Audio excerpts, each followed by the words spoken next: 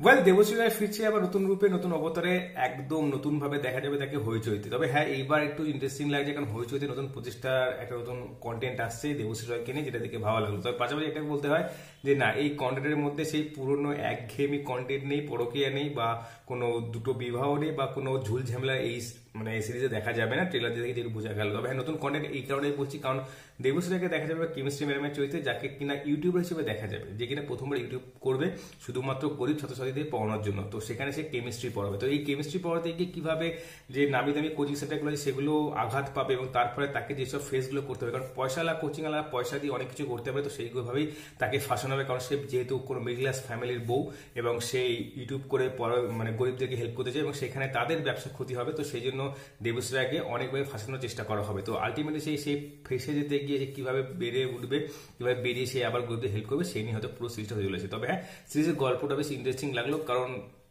Yes, অনেকেই এরকম রয়েছে আজকের দিনে যারা হয়তো ফোন চালাতে পারতো, তারা এখন কিন্তু অনেকে ইউটিউব করছে। তো সেই ধরনের নতুন কন্টেন্ট নিয়ে আসছে হয়েছেই, তো এটা দেখে ভালো লাগলো। আর এরকমই কন্টেন্ট কিন্তু আমি চাই, কারণ দেবশ্রী রায়কে এইভাবে এই কন্টেন্ট দেখে ভালো লাগছে, এবং তার অভিনয় নিয়ে কোনো কথা হবে না, সেটা কিন্তু ট্রেলার থেকে বোঝা যাচ্ছে। আর পাশাপাশি কিন্তু আরো ইন্টারেস্টিং ক্যারেক্টার রয়েছে এখানে। তবে হ্যাঁ, যেটুকু একটা সাবজেক্টিভ, যেটুকু বোঝা গেল যে কেমিস্ট্রি টিচার ইউটিউবার হওয়ার পর তাকে যেসব কিছু ফেস করতে হবে, সেগুলো আদারওয়াইজ ফেস করতে হয়। কারণ তার জন্য যদি কোচিং সেন্টারে যদি কোনো রকম ক্ষতি হয়, তাহলে কোচিং সেন্টারের ব্যবসার লাটপাট হবে, এবং তারা কিন্তু চুপচাপ থাকবে না। তো সেই বেসিসে কিন্তু তারা কিন্তু চেষ্টা করবে যে তাকে আরো দমিয়ে দেওয়া। তো সে দমবে না, সে আবার বেরিয়ে আসবে। তো কিভাবে সে লড়াই করবে সেটা কিন্তু দেখা যাবে হয়েছে নতুন সিরিজে।